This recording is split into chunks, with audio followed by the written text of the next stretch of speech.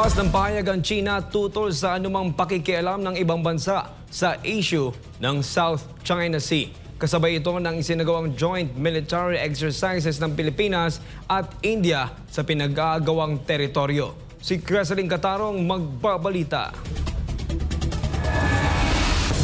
Sa gitna ng umiinit na tensyon sa South China Sea, muling iginit ng China na ang mga sangkot na bansa lamang ang dapat mag-usap at magkasundo sa mga isyu sa teritoryo at karagatan. Ayon kay Guo Jiakun, tagapagsalita ng Chinese Foreign Ministry, hindi raw dapat nakikialam ang mga bansang walang direktang kinalaman sa sigalo. Dagdag pa ni Guo, walang puwang ang panghihimasok ng mga third party o ikatlong partido sa mga ganitong issue.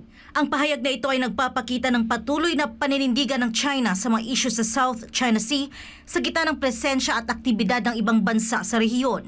Ang pahayag ay tugon sa unang beses na joint maritime exercise ng Pilipinas at India sa South China Sea. Isang senyales ng lumalalim na ugnayan sa pagitan ng dalawang bansa. Isinagawa ang 2 araw na pagsasanay noong Agosto 3 hanggang 4 mula Masinloc, Zambales hanggang Cabra Island sa Lubang Occidental, Mindoro. Layo nitong palakasin ang koordinasyon at pagtutulungan ng dalawang Navy para sa mas matibay na seguridad sa karagatan. Kasabay nito, formal ding itinaas ng Pilipinas at India ang antas ng kanilang relasyon sa pamamagitan ng tinatawag na strategic partnership. Nakatuon ito sa mas malawak na kooperasyon sa depensa, kalakalan, teknolohiya at turismo. Nagpasalamat naman si Pangulong Ferdinand Marcos Jr.